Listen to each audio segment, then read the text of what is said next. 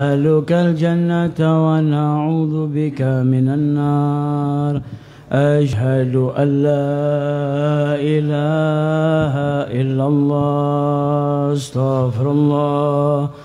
نسألك الجنة ونعوذ بك من النار. أشهد أن لا إله إلا الله. استغفر الله. نسألك الجنة ونعوذ بك من النار. اللهم إنك عفو تحب العفو فاعف عنا. اللهم إنك عفو تحب العفو فاعف عنا. اللهم إنك عفو تحب العفو فاعف عنا يا كريم. نويت صوم غد عن أداء فرض شهر رمضان هذه السنة لله تعالى. يا رب مكة وصفا بمحمد اغفر لنا يا سامعا لدعانا. يا رب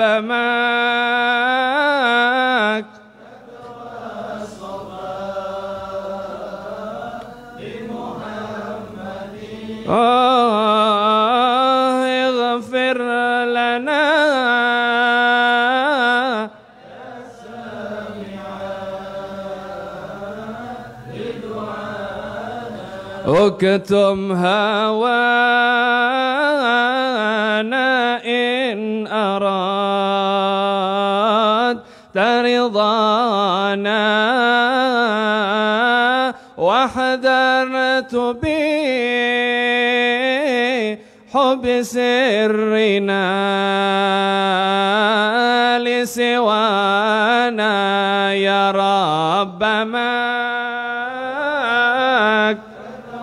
وصفا لمحمد اغفر لنا يا سامعا وخضع لنا إن كنت راجي وصلنا واترك مناك إن أردت منانا. يا رب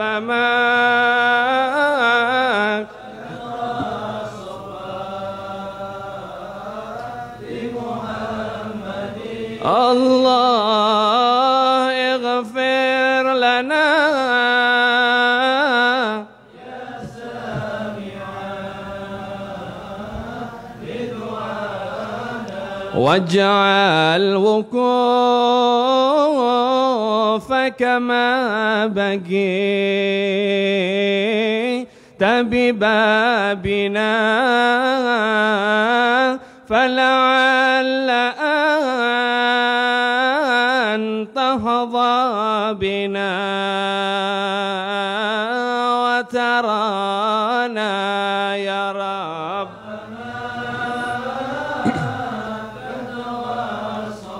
الله الله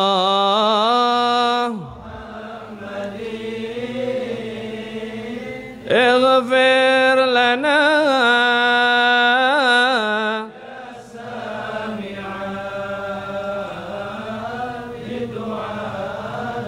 أوما علمت بأننا أهل الوفاء ومحبنا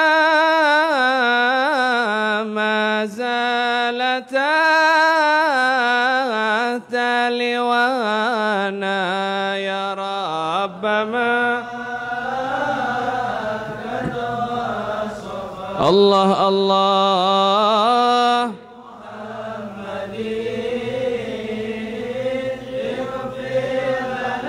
اغفر لنا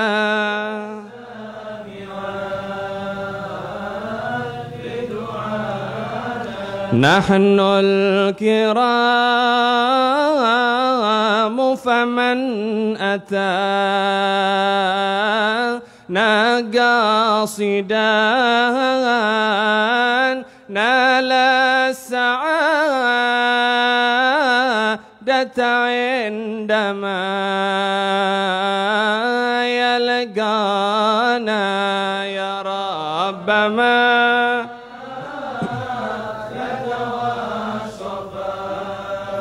الله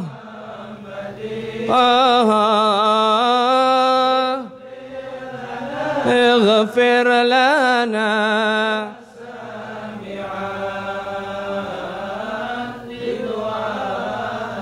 فانهذ بعزم لا تكون مقصرا وانظر ترى العشاق حول حمانا يا رب ماك الله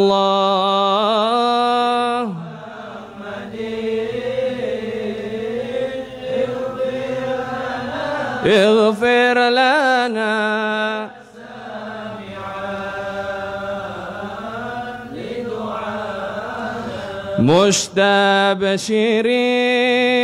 مستبشرين بنيل ما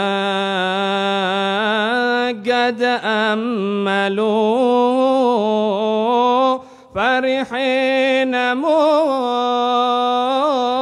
نظروا الجمال عيانا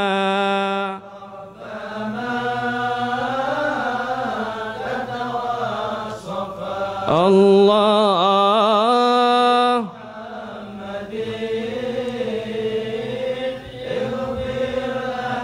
اغفر لنا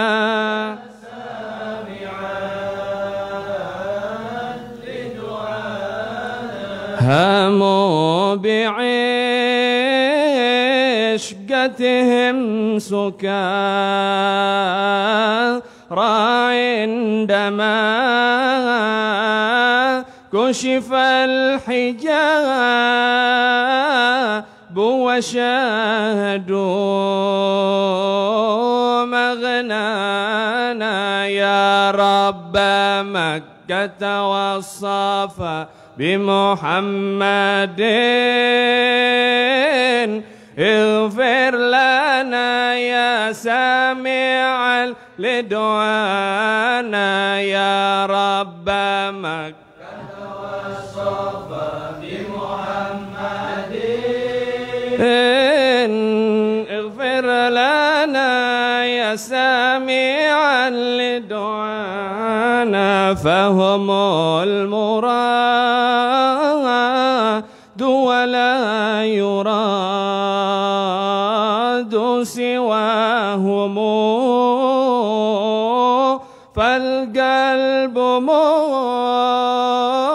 مشتغل بهم والهنا يا رب مكة والصفا بمحمد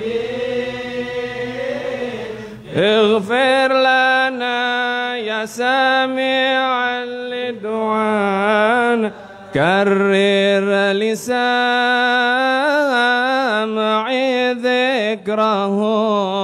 ذكرهم وحديثهم تعمل معي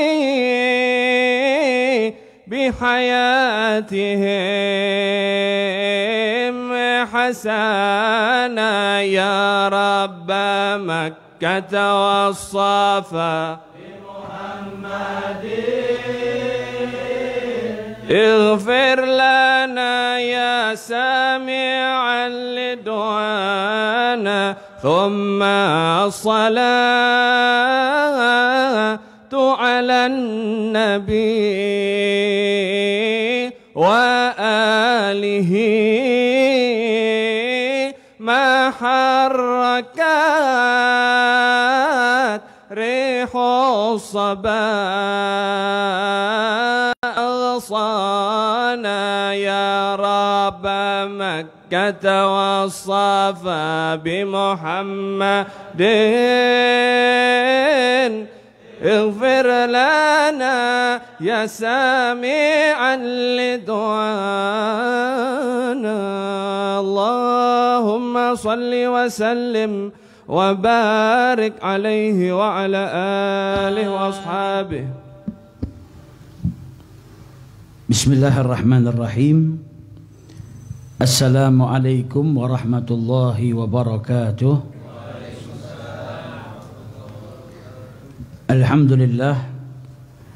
Alhamdulillahilladzi hadana lihadza wa ma kunna linahtadiya laula an hadanallah.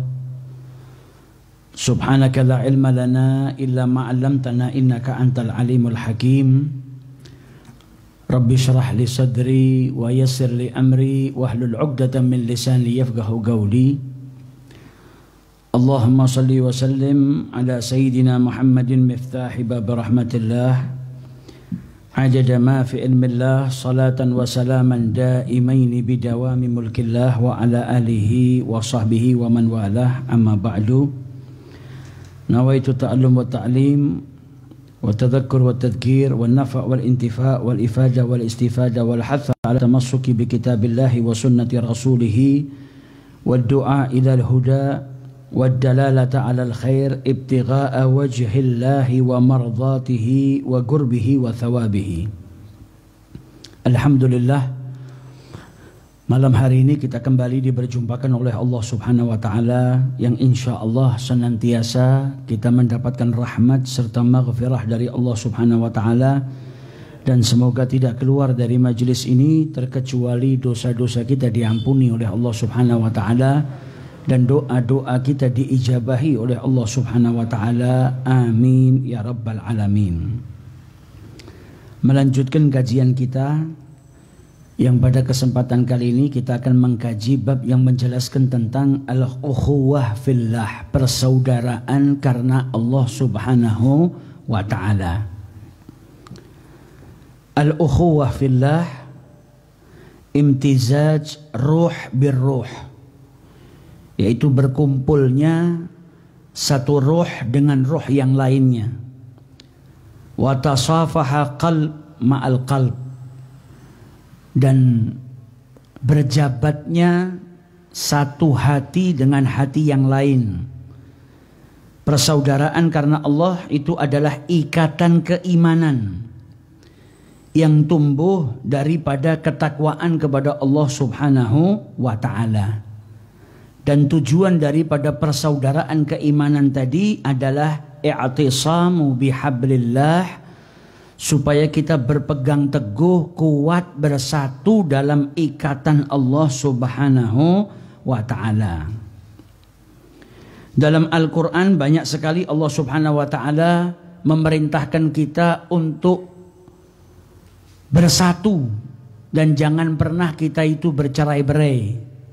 Banyak sekali perintah dari Allah Subhanahu wa ta'ala yang memerintahkan kita itu menjaga hubungan persaudaraan, al-ukhuwah fillah, di mana Allah Subhanahu wa ta'ala berfirman dalam surat Al-Imran ayat 103, wa'tasimu bihablillahi jami'an wa la tafarraqu. Kita diperintahkan untuk berpegang teguh dengan apa? Ajarannya Allah Subhanahu wa ta'ala, agamanya Allah Subhanahu wa ta'ala.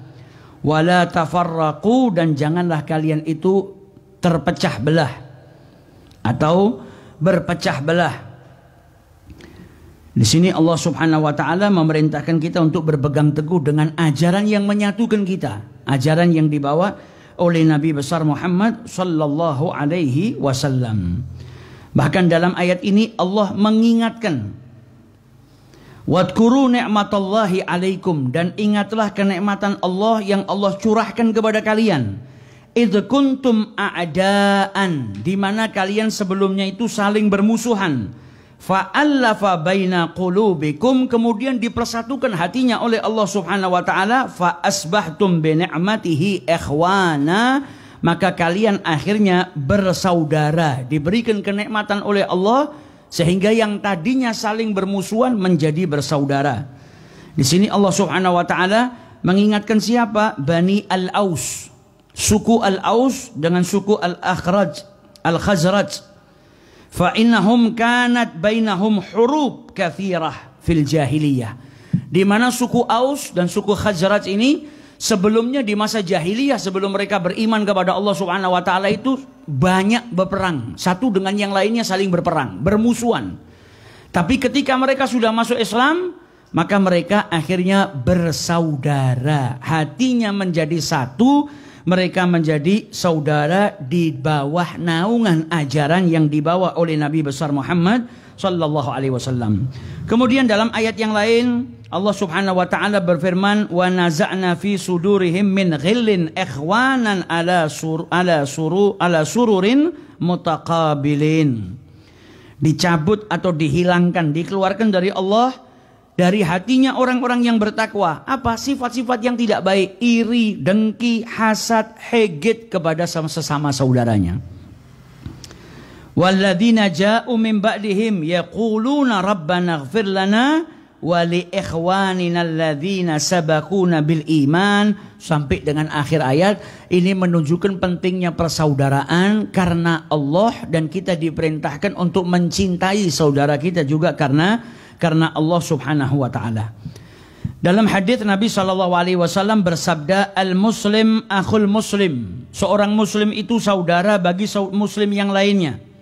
La yadhlimuhu, hendaknya seorang muslim itu tidak mendolimi saudara muslimnya. Wala yuslimuhu, dan kemudian tidak membiarkan saudaranya itu diserahkan ke musuhnya, atau diserahkan atau dibiarkan ketika saudaranya dizalimi.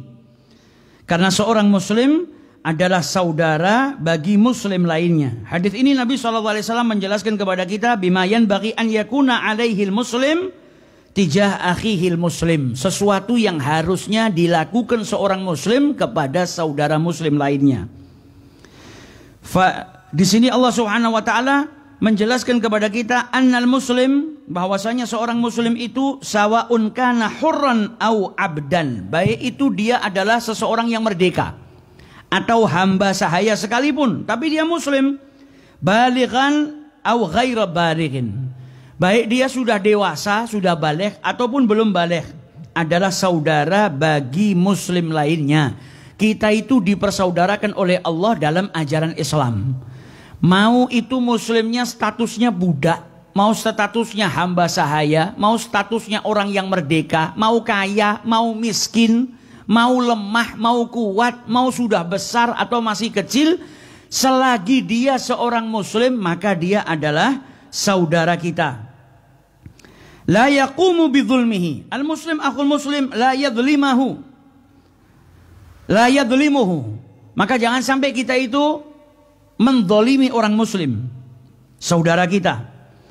Karena Allah Subhanahu wa ta'ala itu mengharamkan perbuatan zalim, baik itu yang kecil maupun yang besar. Perbuatan zalim itu haram hukumnya. Kita mendolimi orang lain, mau zalimnya sedikit atau banyak, mau zalimnya itu kecil atau besar, perbuatan zalim itu diharamkan oleh Allah Subhanahu wa ta'ala. Dan kemudian dikatakan wala yuslimuhu, di mana Rasul sallallahu alaihi wasallam juga mengingatkan kepada kita, wa fil waqti nafsihi la yatrukuhu illa dzulmi. Jangan sampai kau biarkan saudaramu itu dizalimi sama orang lain. Kau tidak menzalimi. Kalau saudaramu dizalimi sama orang lain, hendaknya kau bantu dia. Jangan kau biarkan dia dizalimi sama orang lain, karena dia saudaramu. Jangan sampai kau biarkan dia itu terzalimi, atau kau tinggalkan dia kepada sesuatu yang akan menyakitkan dirinya. Dia itu mendapatkan perbuatan zalim daripada orang lain. Hendaknya seorang muslim itu apa? Melindungi saudaranya qadra istita'atihi, semampunya. Kemudian dilanjutkan oleh Rasulullah, wa man kana fi hajati akhihi, dan barang siapa yang membantu meringankan, membantu menuntaskan hajat saudaranya, kanallahu fi hajatihi, maka Allah Subhanahu wa taala akan membantu menuntaskan hajatnya. Di sini Rasul sallallahu alaihi wasallam mengabarkan kepada kita, barang siapa yang membantu menuntaskan, menyelesaikan hajatnya saudaranya seagama, hajatnya saudara muslimnya, a'anallahu ta'ala wa sahhala alaihi qadha'a hajatihi, maka Allah akan membantu menuntaskan hajatnya. Allah Subhanahu wa taala akan mempermudah baginya untuk mendapatkan hajatnya, atau hajatnya akan terkabul. Jadi dari sini kita bisa tahu, kalau kita punya suatu kepentingan, gimana hajat kita itu supaya tercapai, gimana hajat kita itu bisa diberikan kemudahan oleh Allah agar kita bisa mendapatkan hajat yang kita inginkan. Caranya bagaimana? Bantu hajatnya orang lain. Kalau ada orang lain misalnya kesusahan, walaupun dalam segi hal yang kecil, ada orang misalnya nggak mampu makan, kita berikan makan, atau dia punya hajat, dia nggak bisa menunaikan hajatnya, maka kita bantu. Dengan membantu hajat saudara kita, hajat kita dibantu sama siapa? Bukan dibantu sama manusia. Kita itu membantu saudara kita, kita sebagai manusia terbatas bantuan kita. Tapi ketika kita membantu orang lain, dibalas sama Allah apa? Hajat kita yang bantu siapa? Allah Subhanahu wa taala yang bantuannya tidak terbatas. Maka kunci supaya hajat kita itu terpenuhi, bantulah hajat orang lain, saudara kita seagama, saudara kita seiman. Dan dilanjutkan oleh Rasul sallallahu alaihi wasallam, wa man farraja an muslim kurbatan farrajallahu anhu kurbatan min kurabati yaumil qiyamah. Dan barang siapa yang membantu saudaranya yang tertimpa musibah, maka Allah Subhanahu wa taala akan menjauhkan dirinya daripada musibah-musibah di hari kiamat. Diselamatkan sama Allah nanti di hari kiamat. Kalau apa? Kalau semasa hidup di dunia ada saudaranya yang tertimpa musibah, dia bantu supaya apa? Keluar dari musibahnya. Ada saudara yang mungkin kena masalah, baik itu masalah duniawiyah yang sampai jadikan dirinya itu sumpek, jadikan dirinya itu penat, hatinya nggak enak, dihibur, dibantu supaya keluar daripada musibahnya. Maka imbalannya apa? Musibah-musibah atau segala sesuatu yang tidak mengenakkan kelak di hari kiamat, dia dijauhkan oleh Allah Subhanahu wa taala. Kemudian dilanjutkan oleh Rasulullah, wa man satara musliman, dan barang siapa yang menutup keburukannya seorang muslim, satarahullahu yaumal qiyamah, maka keburukannya pun akan ditutup oleh Allah Subhanahu wa taala di hari kiamat. Di hari kiamat keburukannya ditutup, berarti apa? Dosa-dosanya diampuni oleh Allah Subhanahu wa ta'ala. Jadi kalau kita ngelihat ada saudara seagama kita berbuat salah, punya aib, punya keburukan, jangan diumbar. Tapi apa? Ditutup supaya orang lain gak tahu keburukan orang tersebut. Tapi bukan berarti kalau kita tahu orang lain atau saudara kita berbuat buruk, kita gak nasehatin. Gak begitu.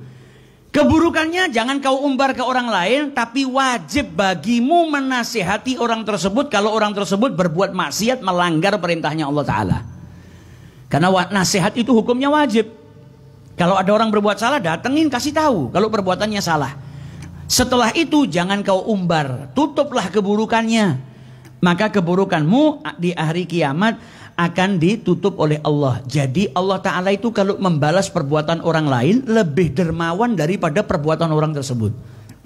Ada saudara kita punya hajat, gak mampu, butuh pertolongan, kita tolong. Mungkin hajatnya apa? Misal dia sedang dalam keadaan fakir, kemudian butuh di rumahnya buat makan atau buat keperluan seharinya, dia bantu. Balasannya sama Allah sama judulnya saja. Tapi kalau nilainya lebih.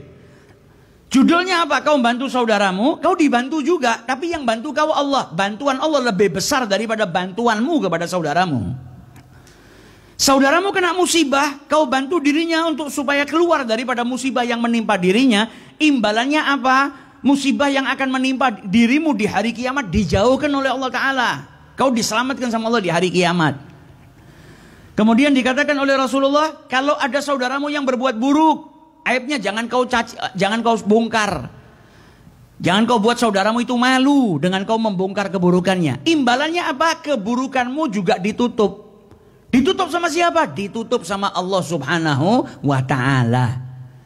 Keburukanmu di hari kiamat akan ditutup oleh Allah Subhanahu wa Ta'ala. Nah, ini Nabi Muhammad sedang menjelaskan kepada kita bagaimana caranya berhubungan antara muslim yang satu dengan muslim yang lain. Kita itu muslim yang satu dengan yang muslim yang lain itu bersaudara, maka hendaknya tidak menzalimi, tidak membiarkan saudara kita terzalimi. Kalau ada yang butuh bantuan, punya hajat, kita bantu supaya hajat kita juga dibantu sama Allah. Kemudian kalau ada yang sedang kesedihan, ada yang tertimpa musibah, maka kita bantu supaya apa? Kita dijauhkan daripada keburukan di hari kiamat. Dan kemudian kalau ada yang punya keburukan, kita tutup supaya apa? Keburukan kita pun ditutup oleh Allah Subhanahu wa Ta'ala di hari kiamat. Abu Hurairah juga meriwayatkan daripada Rasul sallallahu alaihi wasallam, man ada maridhan, Nabi Muhammad bersabda, man ada maridhan, barang siapa yang menjenguk orang yang sedang sakit, auzara akhan lahu fillah, atau dia bersilaturahmi, berziarah kepada saudaranya semata-mata karena Allah, saudara yang ia cintai karena Allah Subhanahu wa Ta'ala, apa imbalannya? Nadahu munadian, maka malaikat akan menyerukan kepada dirinya, tibta wa taba mamsyaka wa tabawwa'ta minal jannati manzilan. Jadi ketika ada seseorang yang bersilaturahmi kepada saudaranya yang ia cintai karena Allah, atau menjenguk saudaranya yang sedang sakit, maka imbalannya apa? Malaikat akan berseru kepada dirinya. Apa yang diserukan oleh malaikat? Tibta wa taba mamsyaka. Jadi dia didoakan oleh malaikat apa? Taba aishuka fid dunya wal akhirah. Hidupmu di dunia dan di akhirat enak, bagus, bahagia. Wa taba masyaka ila tilka ziyarah, dan jalanmu menuju kepada menjenguk saudaramu yang sedang sakit tadi, jalanmu untuk berziarah ke saudara seagamamu tadi akan menjadikanmu apa? Engkau menempati surganya Allah Ta'ala. Jadi seseorang yang sedang menjenguk orang yang sedang sakit, seseorang yang bersilaturahmi kepada saudaranya muslim, saudaranya yang ia cintai karena Allah Subhanahu wa Ta'ala, pada hakikatnya dia sedang apa? Mempersiapkan tempatnya di surganya Allah Subhanahu wa Ta'ala. Karena dengan perbuatan seperti ini menjadikan dirimu kelak akan dimasukkan ke dalam surganya Allah Subhanahu wa Ta'ala. Kata Sayyidina Umar Ibn Khattab, perjumpaan saudara kita itu kalau ketemu sama saudara yang kita cintai, itu apa? Menghilangkan kesedihan. Dan Sayyidina Umar menasihatkan kepada kita, kalau sampai hatimu itu sama Allah diberikan rezeki apa? Rasa cinta kepada saudara muslim, maka pegangi itu. Karena cinta itu nggak bisa dibuat-buat. Cinta itu rezeki dari Allah.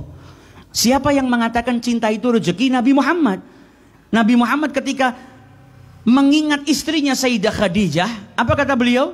Aku telah direzekikan oleh Allah Subhanahu wa Ta'ala cintanya. Cinta itu rezeki dari Allah. Kalau kita itu tiba-tiba ketemu sama orang muslim, saleh, baik, jatuh cinta, maka pegangin. Karena itu anugerah dari Allah Subhanahu wa Ta'ala. Kau diberikan rasa cinta kepada orang, cintanya karena Allah.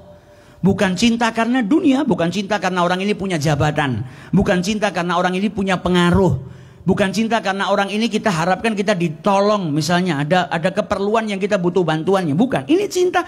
Kita ngelihat orang itu cintanya karena Allah. Ini orang ini ngajak saya ke Allah. Setiap kali saya duduk, saya diajak ingat Allah, saya diajak takut sama Allah, saya diajak cinta sama Nabi Muhammad. Nah kemudian ada timbul rasa cinta, maka itu anugerah yang besar. Kata Sayyidina Umar, kalau kau temui di hatimu ada cinta seperti itu kepada saudara muslimmu dan semata-mata cintamu karena Allah, maka pegangi.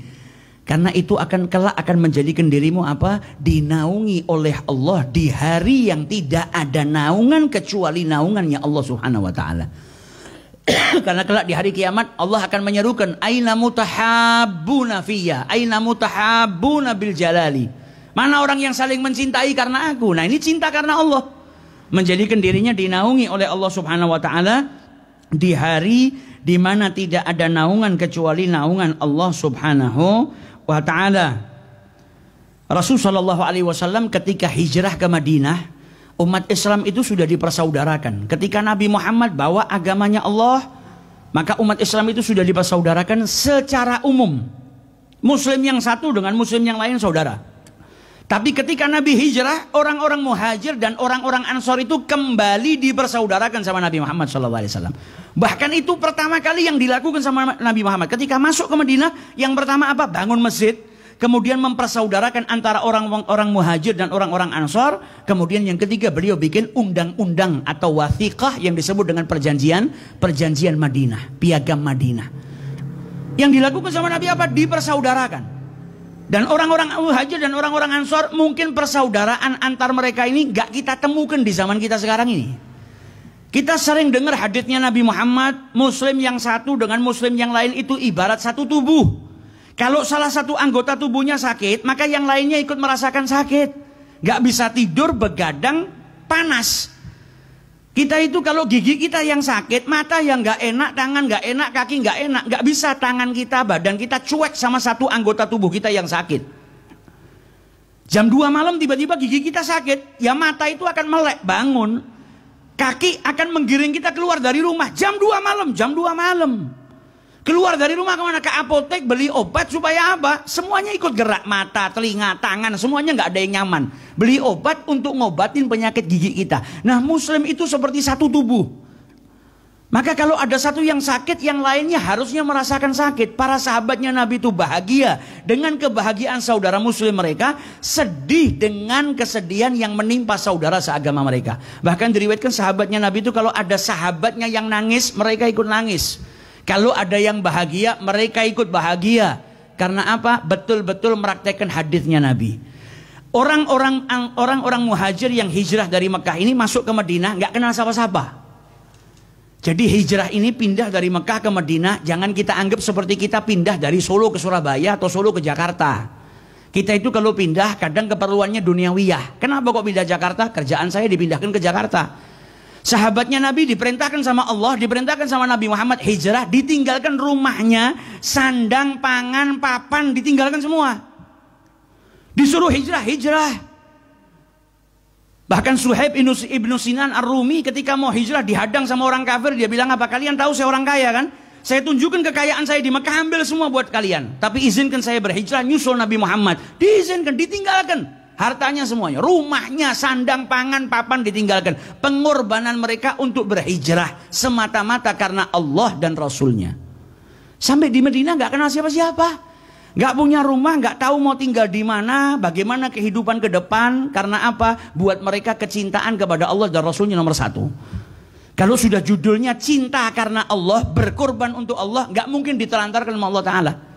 Dipersaudarakan sama Nabi Muhammad dengan orang-orang Ansor. Orang-orang Ansor dididik sama Nabi Muhammad untuk apa?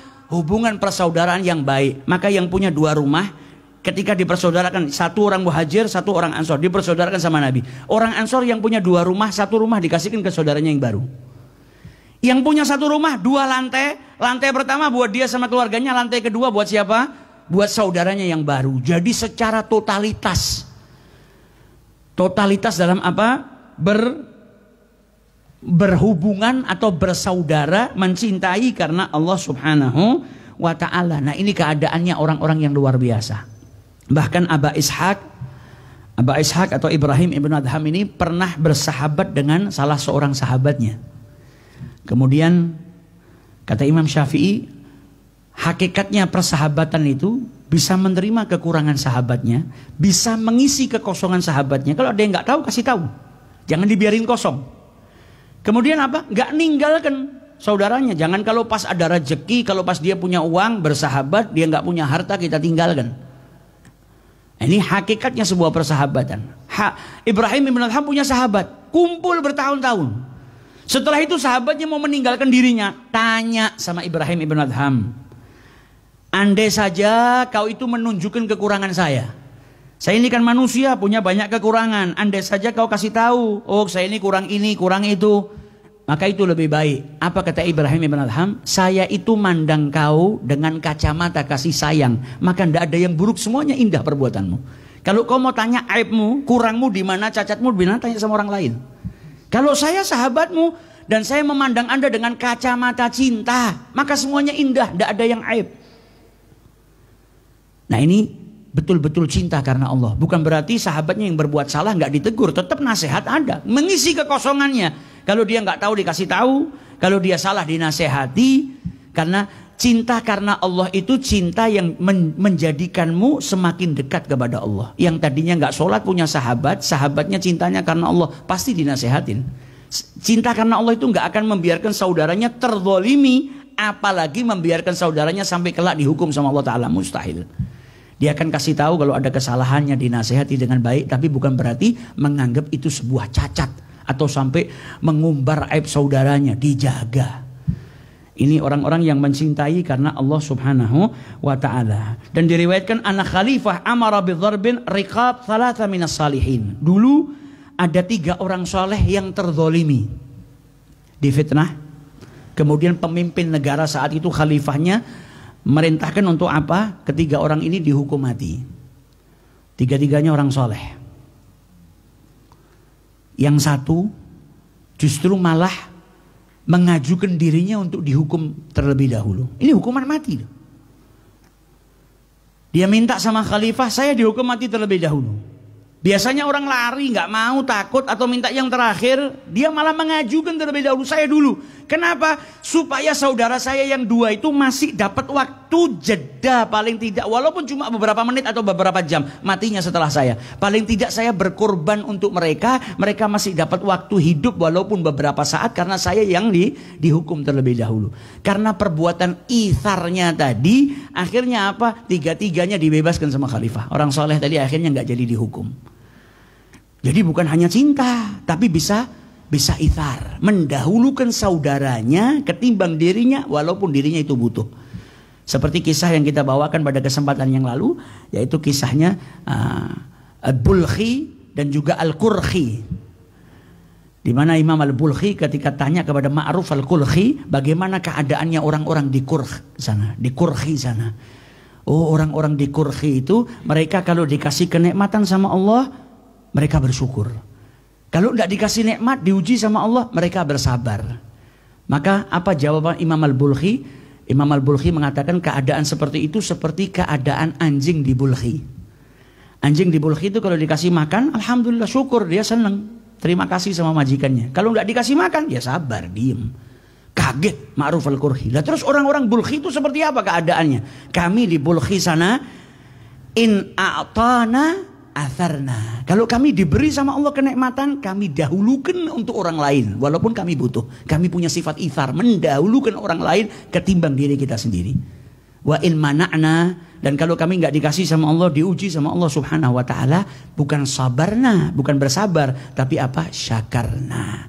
Kami bersyukur walaupun ujian yang turun, karena para kekasih Allah itu sudah tidak lagi melihat bentuk pemberian, yang dilihat sang pemberi. Kalau yang ngasih Allah Ta'ala, enak semuanya. Mau bungkusnya itu bungkus nikmat, mau bungkusnya itu bungkus ujian, yang memberi siapa? Allah, semuanya enak. Yang dikasih sama Allah itu nikmat. Seperti kalau kita itu jatuh cinta sama seorang wanita lah, sama istri kita. Kalau sudah yang masak istri kita, mau asin, mau kurang garam, mau apa, semuanya enak. Lah kita sama manusia aja bisa seperti itu. Nah mereka para kekasihnya Allah sudah melihatnya ke Allah. Kalau yang datang dari Allah semuanya enak. Dikasih nikmat, alhamdulillah. Dikasih ujian, alhamdulillah. Karena apa? Di balik ujian ada pelebur dosa, di balik ujian ngangkat derajat saya, di balik ujian kalau saya bersabar, imbalannya apa? Innallaha ma'as sabirin. Allah bersama dengan orang-orang yang bersabar. Kita itu kalau jalan sama orang yang punya jabatan besar bangga.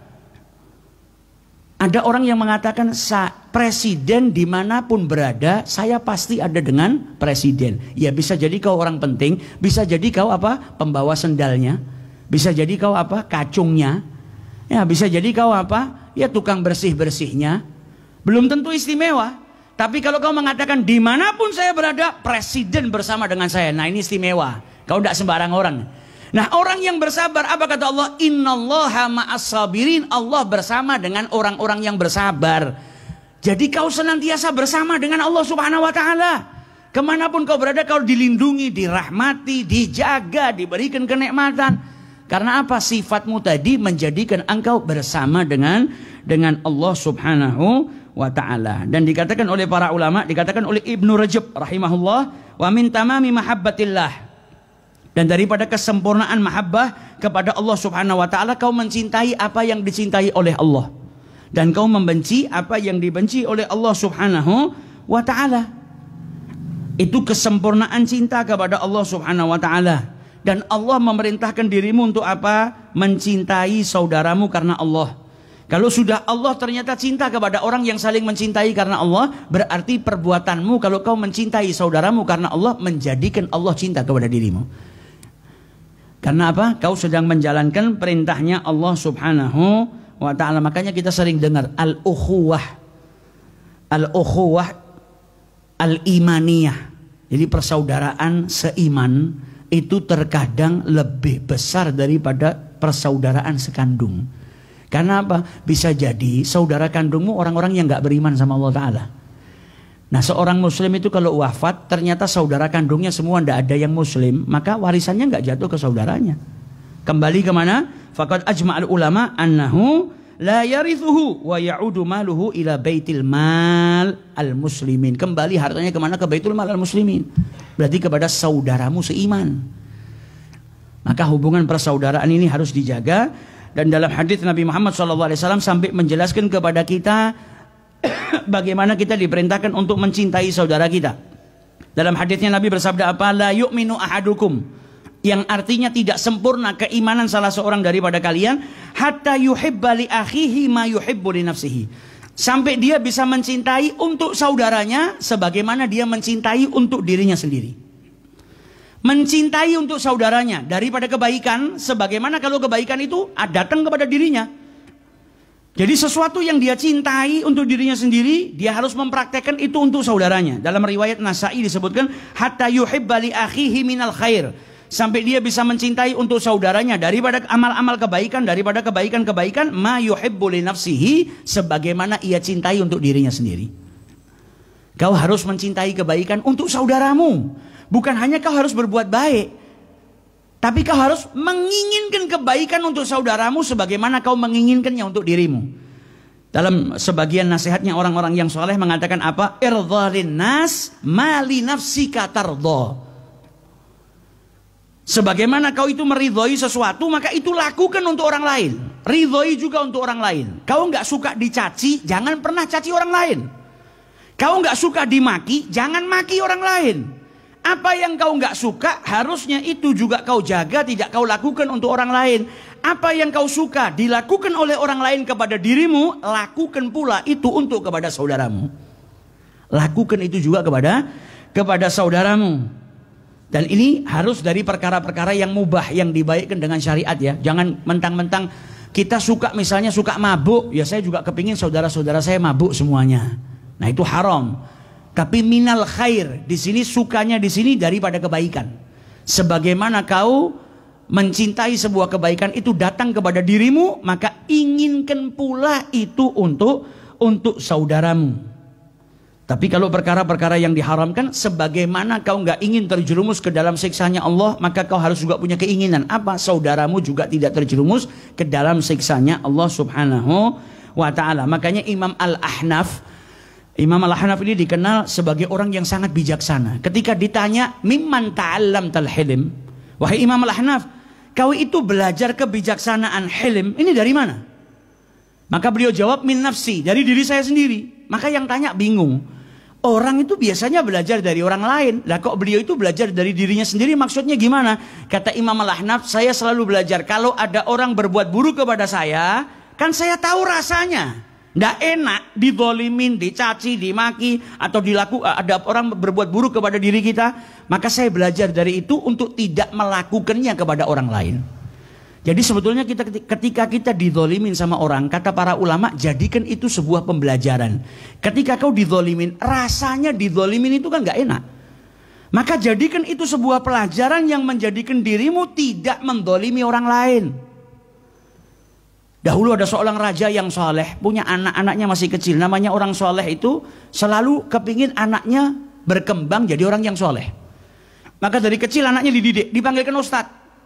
Suruh ngajari Quran, fikih, hadis, supaya anaknya beranjak dewasa dan tahu hukum-hukumnya Allah Ta'ala. Dipanggilkan satu ustadz. Nah Ustadz ini ketika datang ngajarin anaknya, nggak ada angin, nggak ada hujan, anaknya nggak punya masalah, tiba-tiba dipukul, pukul-pukulannya sakit, anaknya bingung, loh ini kenapa kok saya dipukul? Kalau saya ngadu ke bapak saya, raja, saya dipukul sama Ustadz.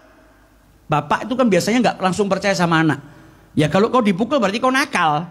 Malah saya nanti malah dipukul sama bapak saya lagi, malah dimarahi. Tapi kalau nggak ngadu, anaknya dendam, nggak salah, nggak apa kok dipukul. Sampai akhirnya berjalan sekian tahun, raja tadi meninggal, si anak gantikan ayahnya jadi raja. Ketika anak tadi jadi raja, yang pertama kali dilakukan apa? Dia panggil ajudannya, guru ngaji saya dulu waktu saya masih kecil, yang mukul saya panggil bawa ke sini. Ternyata sekian tahun lamanya gak hilang rasa sakit hati dan dendamnya. Di bawah gurunya sudah tua. Maka muridnya tadi, anak raja tadi yang saat itu jadi raja, dia tanya, kenapa dulu kau tiba-tiba mukul saya? Dia marah, mau dihukum. Kenapa kau tiba-tiba mukul saya? Kata gurunya, sengaja saya mukul kau walaupun kau nggak punya salah. Kenapa? Supaya kau tahu rasanya dizolimin. Rasanya sakit dizolimin. Kau ini nggak berbuat apa-apa, nggak salah, nggak apa, saya pukul. Berarti kau dizolimin kan? Kan rasanya sakit. Buktinya apa? Sekian tahun kau nggak melupakan. Bahkan ketika kau jabat jadi raja, pertama kali yang kau lakukan apa? Mau balas dendam sama saya. Ini loh rasanya dizolimin nggak enak. Ini pelajaran yang saya tanamkan kepada dirimu saat kecil. Saya tahu suatu saat kau akan jadi raja. Maka kau tahu rasanya didolimin seperti apa. Jangan pernah kau dolimi rakyatmu. Karena apa? Perbuatan dolim tadi akan melukai hati seseorang. Tadinya raja tadi mau hukum guru ngajinya, justru dia malah berterima kasih kepada gurunya tadi karena telah memberikan pendidikan yang besar kepada dirinya. Nah didolimin itu tidak enak, kita nggak mau didolimi, maka jangan pula kita berbuat dolim kepada orang lain. Yang kita nggak mau jangan kita lakukan sama orang. Yang kita suka dari kebaikan, berikan juga kepada orang lain. Di zamannya Nabi Muhammad ada orang datang kepada Nabi Muhammad. Datang mau apa? Minta izin zina. Ya Rasulullah, a'dzin li. Berikanlah izin kepadaku untuk apa? Zina. Sahabat kaget, kurang ajar, datang ke majelisnya Nabi, minta izin untuk apa? Bukan berbuat dosa saja, dosanya dosa besar. Deketi zina aja nggak boleh, dia minta izin zina. Sahabat yang marah sama Nabi diredakan. Orang tadi dipanggil disuruh dekat sama Nabi Muhammad, duduknya sampai dekat sama Nabi. Nabi Muhammad tanya, kau punya anak perempuan? Punya ya Rasulullah. Kalau ada orang yang mau zina sama anak perempuanmu bagaimana? Ya nggak, saya nggak kasih. Tidak boleh zina sama anak saya perempuan. Sama Nabi ditanya lagi, punya ibu? Punya. Bagaimana kalau ada yang mau zina sama ibumu? Kaget dia. Tidak boleh ya Rasulullah. Punya saudara wanita? Punya. Gimana kalau ada yang mau zina sama saudara wanita? Tidak boleh ya Rasulullah. Satu-satu daripada kerabat wanitanya disebutkan sama Nabi. Dari mulai anak, ibu, bibi, saudara wanita disebutkan. Setelah disebutkan semua, Nabi Muhammad bilang, begitu juga dengan wanita yang kau zinai. Bisa jadi dia putri seseorang yang bapaknya nggak mau anaknya dizinain, sama seperti kau. Bisa jadi perempuan yang kau ajak zina ibunya seseorang, di mana anaknya nggak rela ibunya diajak zina, sebagaimana kau nggak rela ada orang yang berzina dengan ibumu. Bisa jadi dia saudara wanitanya seseorang, bibinya seseorang. Kenapa kau disebutkan sama Nabi semua satu persatu? Karena bisa jadi kalau orang itu datang, Nabi cuma nyebutkan kau punya anak perempuan, nggak punya ya Rasulullah, selesai, nggak bisa ada perbandingan. Maka satu-satu sama Nabi disebutkan. Dan ini nasihat buat kita. Ketika kita mau berbuat buruk kepada orang lain, walaupun kita nggak punya anak, kita punya ibu, kita nggak mau ibu kita diperlakukan seperti itu. Kita punya saudara wanita, atau kita punya bibi, atau kita punya kerabat yang lain. Dakwahnya Nabi. Karena orang yang dikuasai sama nafsu, dikuasai sama syahwat, itu hilang kesadarannya. Agilnya hilang. Maka dia sudah lagi peduli, yang penting apa, nafsunya tersalurkan. Maka sama Nabi diingatkan, punya ibu ndak, punya anak ndak. Lah orang lain itu juga sama seperti dirimu. Sebagaimana kau nggak ingin anakmu dizinain sama orang lain, maka jangan lakukan itu pula kepada orang lain. Sampai akhirnya orang tersebut minta didoakan sama Nabi Muhammad. Didoakan sama Nabi. Kata orang tersebut, setelah Nabi mendoakan saya, tadinya perbuatan zina itu adalah perbuatan yang paling saya sukai. Tapi setelah tangannya Nabi nyentuh dada saya, doakan saya, maka seketika itu juga tidak ada perbuatan yang paling saya benci melebihi daripada perbuatan zina. Berkahnya siapa? Berkahnya Nabi besar Muhammad sallallahu alaihi wasallam. Nah, cintanya orang-orang yang beriman kepada Allah, cinta karena Allah itu sampai dalam hal yang sepele. Ada orang soleh rumahnya kemasukan tikus, banyak tikus, dia ngeluh, rumah saya kok banyak tikus ya. Temennya bilang apa? Kalau gitu piara kucing. Kalau ada kucing, tikus-tikus nanti pada lari semua. Kata dia, enggak, saya enggak mau. Kenapa? Kalau saya piara kucing nanti tikus-tikusnya masuk ke rumah tetangga saya. Sebagaimana saya enggak suka rumah saya banyak tikus, saya juga harus merasa enggak suka kalau rumahnya tetangga saya banyak tikus. Kalau kita beda kan, rumah kita yang penting enak, rumah tetangga mau ambruk, mau rusak, kok miara tikus? Ya biar miara kucing, tikusnya biar lari. Loh, nanti lari ke rumah tanggamu ben. Mau okeh tikusnya, mau masuk macan, harimau terserah. Tapi orang zaman dulu enggak. Sayyidina Umar bin Khattab melihat ada kafilah datang, tidur, barangnya enggak ada yang jaga, duduk dia. Khalifah duduk. Datang sahabat yang lain ditanya, kau ngapain di sini wahai Khalifah? Malam-malam duduk di sini. Tuh loh, ada kafilah. Mereka kecapean tidur semua, enggak ada yang jaga barangnya. Nanti kalau ada yang ngambil gimana? Takutnya ada yang mencuri. Datang waktu subuh baru Sayyidina Umar teriak, as-salah, as-salah yal gum. Waktu sholat telah datang, dilihat sudah ada yang bergerak, baru ditinggal. Gak rela. Saya gak kenal, tapi dia saudara seagama saya. Sebagaimana saya gak mau kecurian, saya juga harus menginginkan itu pula untuk saudara saya. Beda sama kita. Kita pulang dari pengajian sini 11:30, masuk rumah, tonggo kita pintunya masih buka, motornya di luar. Kita gak mengingatkan, ben hilang, ben kapok. Markir nang jopo, bengi ora dikunci. Yang ada kita justru malah biarkan. Tapi kalau orang yang cinta karena Allah, sebagaimana dia nggak mau tertimpa hal yang tidak dia sukai, dia harus menginginkan pula itu untuk saudaranya. Dan yang lebih dahsyat daripada itu adalah al-ithar, bisa mendahulukan orang lain ketimbang dirinya. Orang yang punya sifat ithar itu dipuji oleh Allah dalam Al-Quran. Wa yu'thiruna ala anfusihim walau kana bihim khasasah. Mendahulukan orang lain padahal dia butuh, tapi orang lain dia dahulukan terlebih dahulu walaupun dirinya butuh. Ayat ini turun ketika salah seorang datang kepada Rasulullah SAW, balagha minal juhud. Jadi orang ini nggak makan, nggak minum, lapar.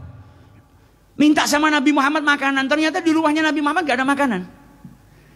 Bayangkan, rumahnya kekasih Allah yang punya surga, yang bakal masuk surga diciptakan untuk Nabi Muhammad, itu terkadang terlewat 1 hari, 2 hari, 3 hari tidak ada makanan di rumahnya. Ini orang lapar minta sama Nabi, ya Rasulullah saya mau makan, tidak punya makanan. Nabi Muhammad saat itu nggak punya makanan. Nabi tanya sama sahabatnya, kata Nabi Muhammad apa? Siapa yang mau menjamu tamunya Rasulullah? Man yukrimu dhaifa Rasulillah. Siapa yang mau menjamu tamunya Rasulullah? Ini tamu saya. Sahabat berebut, ada satu sahabat yang minta, ya Rasulullah saya yang jamu, saya yang bawa ke rumahnya. Sampai di rumahnya tanya sama istrinya, ada makanan enggak? Ada, tapi sedikit. Gak cukup kalau dimakan saya, kamu sama tamu ini gak cukup. Anak-anak sudah makan. Tapi kita belum makan, kalau tamu ikut makan gak cukup. Kata yang punya rumah tadi apa? Kalau begitu anak-anak tidurkan, biar gak ganggu makan. Kalau sudah tidur, tamu saya persilakan masuk, makanan disajikan, nanti matikan cahaya. Dan seakan-akan cahaya di rumah kita itu minyaknya habis. Dan kita akan duduk di hadapan tamu, tangan kita pura-pura makan, tapi kita nggak makan, biarkan tamu tadi yang makan. Karena ini nggak cukup kalau dimakan bertiga. Tapi kalau lampunya nyala, kita nggak makan, dia yang makan, dia nggak akan nyaman. Jadi bukan hanya mendahulukan, tapi bikin nyaman. Bagaimana tamu ini merasakan nyaman, nikmat. Jadi tamu duduk, lampu dimatikan, tamunya makan, ini suami istri pura-pura tangannya gini ngambil makannya. Sampai akhirnya perbuatan mereka dipuji oleh Nabi Muhammad SAW dan dikabarkan kabar gembira dari Allah Subhanahu Wa Taala untuk siapa?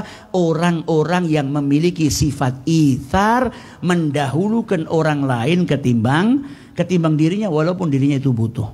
Sahabatnya Nabi itu walaupun di saat sakaratul maut masih punya sifat ithar. Sakaratul maut. Salah seorang sahabat bawa minum air, nyari daripada sahabat-sahabat Nabi yang tergeletak di medan perang siapa yang masih hidup. Kalau haus mau dikasih minum. Ada salah seorang sahabat Nabi yang masih ada kehidupan. Dan dia haus, ditanya, mau minum, mau saya tuangkan air. Ngomong udah gak bisa, hanya bisa nganggukkan kepalanya. Ketika mau dituangin air, dia dengar saudara di sebelahnya yang masih hidup merintih, butuh air. Maka dia mengisyaratkan dengan matanya, berikan yang di sebelah saja. Ini mau sakaratul maut loh. Orang yang sekarat aja itu hausnya luar biasa, apalagi di medan peperangan. 1400 tahun yang lalu. Tapi dia masih bisa mendahulukan saudaranya walaupun dirinya butuh. Mengisyaratkan ke sebelahnya. Yang sebelahnya mau dikasih, sebelahnya merintih lagi. Maka yang kedua tadi mengisyaratkan ke sebelahnya lagi. Yang sebelahnya mau dikasih, yang sebelahnya lagi ngerintih lagi. Maka diberikan lagi yang ke sebelahnya. Sampai di yang nomor 4 wafat. Balik ke yang nomor 1 sudah wafat. Nomor 2 wafat. Jadi di penghujung usianya masih apa? Itsar, mendahulukan orang lain. Nah, ini yang perlu kita praktekkan karena ini warisan. Warisan yang diwariskan oleh Nabi Muhammad, akhlaknya Nabi, itsar. Bahkan yang belum tahu mau makan apa besok aja masih bisa itsar. Sayyidina Umar pernah diperintahkan sama Nabi Muhammad bawa daging. Karena Nabi dan para sahabatnya sudah makan, ada orang datang bawa daging. Kata Rasulullah, kita sudah makan. Maka diperintahkan Sayyidina Umar pergi ke rumahnya fulan. Itu janda punya anak banyak.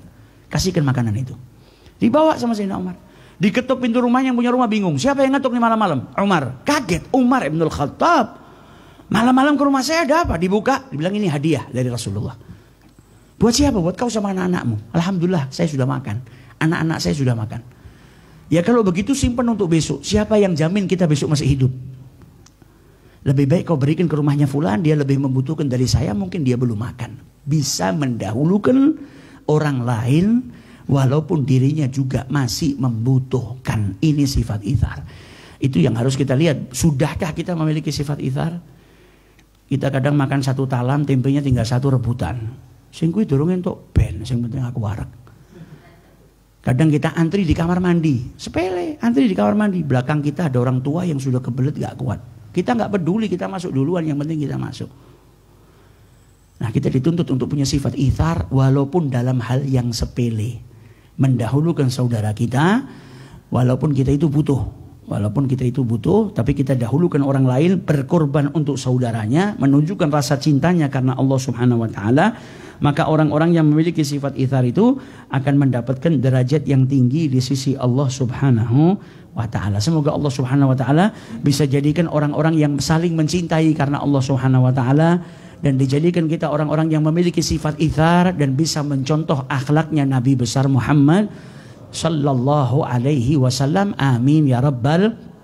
Besok insyaallah malam 17, alhamdulillah Quran yang kita baca juga khatam. Maka besok kita khataman Al-Quran, khatmul Quran. Dan karena besok bertepatan dengan malam 17 Ramadan, maka besok kita akan mengkaji sedikit peristiwa bersejarah. Peristiwa yang indah, yang bersejarah, yang terjadi 1400 tahun yang lalu, yaitu peristiwa Perang Badar. Perang yang istimewa, peperangan atau peristiwa yang di situ kita akan dapati banyak pelajaran hikmah daripada peristiwa Perang Badar.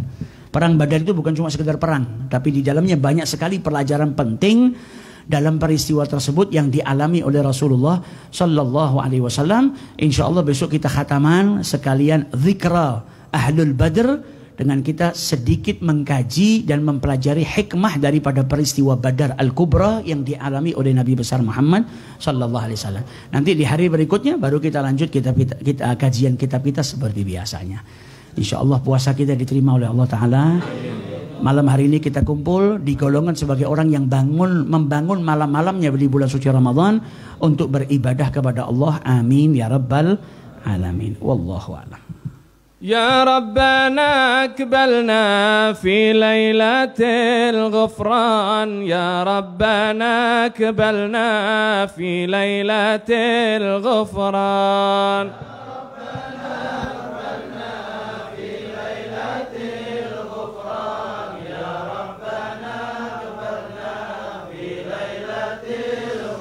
يا ربنا احفظنا في شهرنا رمضان، يا ربنا حفظنا في شهرنا رمضان.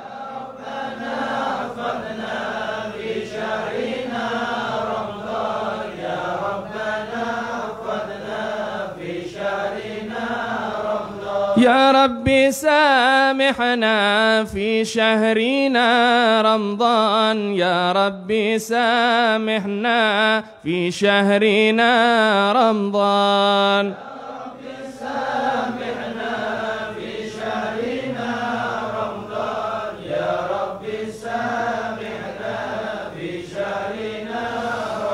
يا رب اغفر لنا في شهرنا رمضان يا رب اغفر لنا في شهرنا رمضان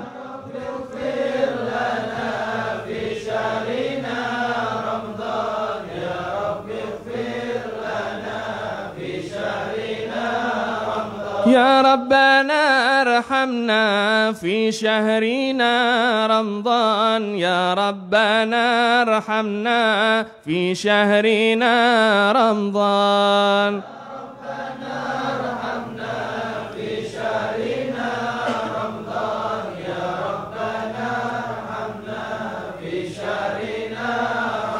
يا ربي عاملنا باللطف والإحسان يا ربي عاملنا باللطف والإحسان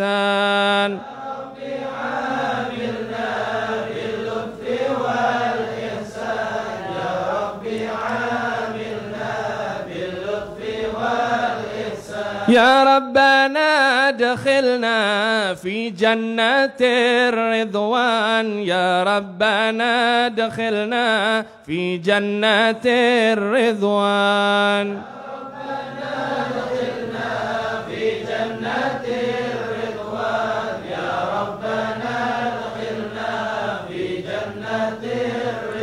يا ربي سلمنا من لهبة النيران يا ربي سلمنا من لهبة النيران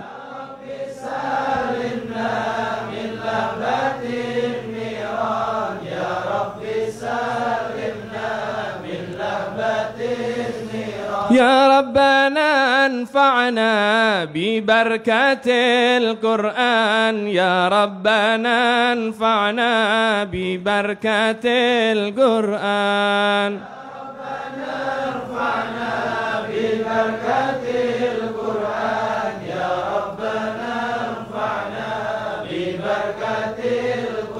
يا سلام سلمنا من عوائق عقدنا يا سلام سلمنا من عوائق عقدنا يا سلام سلمنا من عوائق عقدنا يا سلام سلمنا من عوائق عقدنا يا سلام اكتب سلام بين زمزم والمقام يا سلام اكتب سلام بين زمزم والمقام يا سلام اكتب سلام بين زمزم والمقام يا سلام اكتب سلام بين زمزم والمقام الفاتحة بند القبوط أمام كل سوء المأمور صلاح شان ظاهرا باطنا دافئة لكل شر جالبة لكل خير أن الله يفتح علينا وعليكم فتوح العارفين فكهنا لكم في الدين وعلمنا لكم التعويل ورزقنا لكم سواء السبيل ويجعلنا لكم قرة لسيد المرسلين ويبارك لنا في شهر رمضان ويجعلنا من أهل الصيام والقيام حتى نحظى بالغفران والعتق من النيران ويختم أعمارنا بالحسنى وراض عنا في خير لطف وعافية وعلى من وحبنا علي وإلى حضرة النبي محمد صلى الله عليه وسلم. الفاتحة. بسم الله الرحمن الرحيم. الحمد لله رب العالمين الرحمن الرحيم مالك يوم الدين.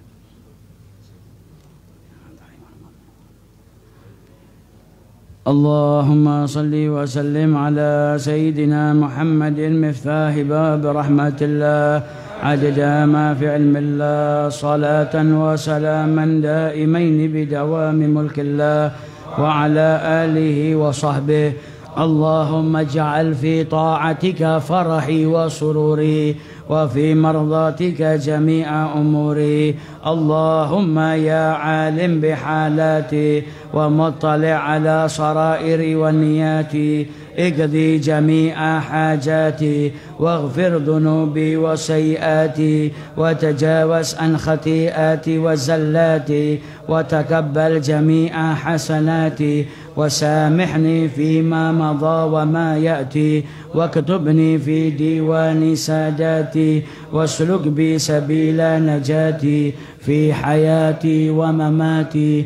اللهم إني طامع في عطاك راغب في رضاك مستسلم لقضاك فاكتبني من أولياك واسلك بي سبيل هداك وألحقني بأصفياك. وصلى الله على سيدنا محمد. الحمد لله.